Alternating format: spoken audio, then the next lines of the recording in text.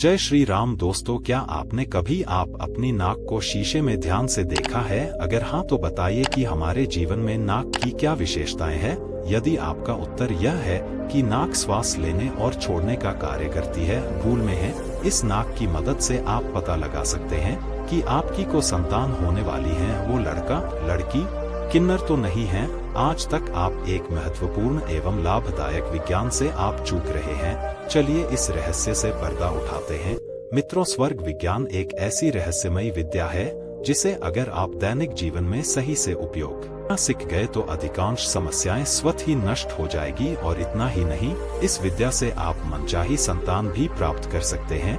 मित्रों, स्वर्ग विज्ञान की खोज प्राचीन समय में ही ऋषि मुनियों ने की थी तथा प्राचीन भारत में कभी इस विद्या का प्रयोग जनसाधारण के लिए भी होता था, परंतु कालांतर में यह विद्या लुप्त सी हो गई है। परंतु कोई बात नहीं, हम आपको इस वीडियो में स्वर विज्ञान के बारे में पूर्ण जानकारी देंगे, जिससे आप इस विद्या को अच्छी तरह से जान और समझ पाएंगे। मित्रों, इस विद्या को प्रसिद्ध स्वर सड़क योगीराज जी ने विज्ञान का कर सुशोभित किया है।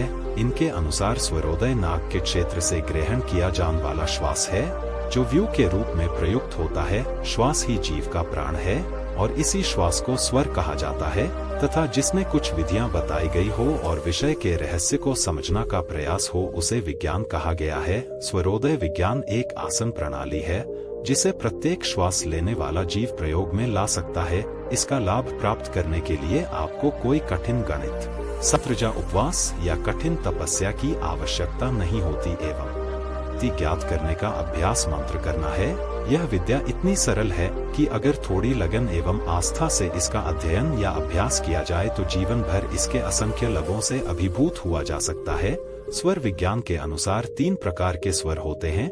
पहले सूर्य स्वर, दूसरा चंदेश्वर एवं तीसरा सुकुमार स्वर। इसका अंतर समझना के लिए सबसे पहले आप अपने हाथों को अपने नाक छिद्रों के पास लाइन कम से कम इतने पास की जब आप नाक से व्यू बाहर छोड़े तो आप उसे में सकें। अब नाक छिद्रों से व्यू अंदर की ओर खींचे और पूरा ध्यान हाथों की ओर केंद्रित करें। अब नाक छिद्रों से भीतर लिया हुआ स्वर्ग जो कि व्यू के रूप में उपस्थित है, उसे बाहर छोड़े। स्वर का स्पर्श आपके हाथों पर आते ही आपको महसूस होगा कि यह स्वर्ण के दाहिने छिद्र से आया है या बेन छिद्र से। स्वर विज्ञान के अनुसार अगर विश्वास दाहिने छिद्र से बाहर निकाल रही है तो यह सूर्य स्वर कहलाएगा। इसके विपरीत यदि विश्वास छिद्र से निकाल रही है तो यह चंद्र स्वर कहलाएगा। और जब दोनों छिद्रों से विश्वास निकलता महसूस करें तो यह सुना स्वर कहलाएगा। श्वास के बाहर निकालने क्या ही ईश्वर विज्ञान का आधार है।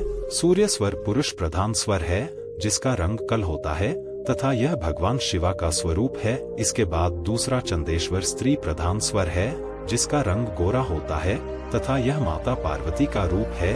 तीसरी श्वास में जब दोनों स्वर मौजूद हो यानी सुषुम्ना स्वर हो तो आपको भगवान शिवा और माता पार्वती दोनों की शक्तियां प्राप्त होती हैं।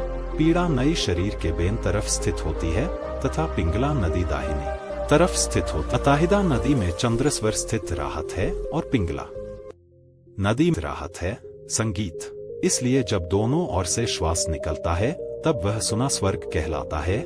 ज्योतिष शास्त्र अनुसार स्वर विज्ञान के निम्नलिखित परिणाम होते हैं, जैसे सोमवार, बुधवार और शुक्रवार को अगर 22 छिद्र से स्वर चल रहा हो तो यह श्रेष्ठ होता है। इसी प्रकार अगर मंगलवार, शनिवार और रविवार को दाएं छिद्र से स्वर चल रहा हो तो इसे भी श्रेष्ठ बताया है। इसके अलावा स्वर को 5 तत्वों के आधार पर भी बांटा गया है, जिसमें हर स्वर का एक तत्व होता है, अर्थात यह बाई अथवा दी छिद्र से निकालने वाले व्यू के प्रभाव से अगर श्वास का डेरी 16 अंगुल हो तो पृथ्वी तक श्वास का दैर्घ्य 12 अंगुल हो तो जल तक श्वास का दैर्घ्य 8 अंगुल हो तो अग्नि तक श्वास का दैर्घ्य 6 अंगुल हो तो व्यू तक, और अगर श्वास का दैर्घ्य 3 अंगुल हो तो आकाश तत्व होता है। जब श्वास बाहर निकाल रही हो तो स्वर की निर्गुण अवस्था होती है तथा इस स्वर को निर्गुण स्वर भी कहा जाता है। और जब श्वास नासिक के भीतर जा रही हो उसे समय स्वर की सगुण अवस्था होती है तथा इस स्वर को सगुण स्वर भी कहा जाता है। इसी तरह जो स्वर चल रहा हो उसे उदित स्वर कहा जाता है और बैंड स्वर को अस्तवार कहा जाता है। स्वर सगुण और उदित हो तो कार्य सिद्ध होते हैं और अगर इसके विपरीत हो तो कार्य की हानि होती है। मित्रों, अब तक आप स्वर विज्ञान के बारे में पूरी तरह समझ गए होंगे। चलिए अब जानते हैं कि स्वर विद्या से किस प्रकार मनचाही संतान की प्रताप होती है। जब पुरुष का दाहिना स्वर और स्त्री का बयान स्वर चल रहा हो उसे समय संभोग करने से पुत्र उत्पन्न होता है, और जब स्त्री का दाहिना तथा पुरुष का बयान स्वर चल रहा हो तो उसे समय संभोग करने से कन्या का जन्म होता है। इसलिए पुत्र की इच्छा करने वाले पुरुष को बेन करवट और कन्या की इच्छा करने वाले पुरुष को दाहिने करवट लेटने के उपरांत ही रति कर्म करना चाहिए और व्यक्ति को मनचाही संतान की प्रताप होगी। गर्भाधान संभव है। रात्रि को विषम रात्रि माना गया है तथा इनमें प्रथम 3 रात्रि को वर्जित माना गया है, तो गर्भधारण होने पर पुत्र की प्रताप होती है और बाकी बच्ची 5वीं 7वीं 9वीं 11वीं 13वीं और 15वीं विषम रात्रि में सहवास से कन्या उत्पन्न होती है। स्वर विज्ञान में गर्भाधान के कुछ नियम बताए गए हैं, जैसे ऋतु कल के बाद चौथी रात्रि को विषम भोग करने से अल्प आयु एवं दरिद्र पुत्र की प्रताप होती है।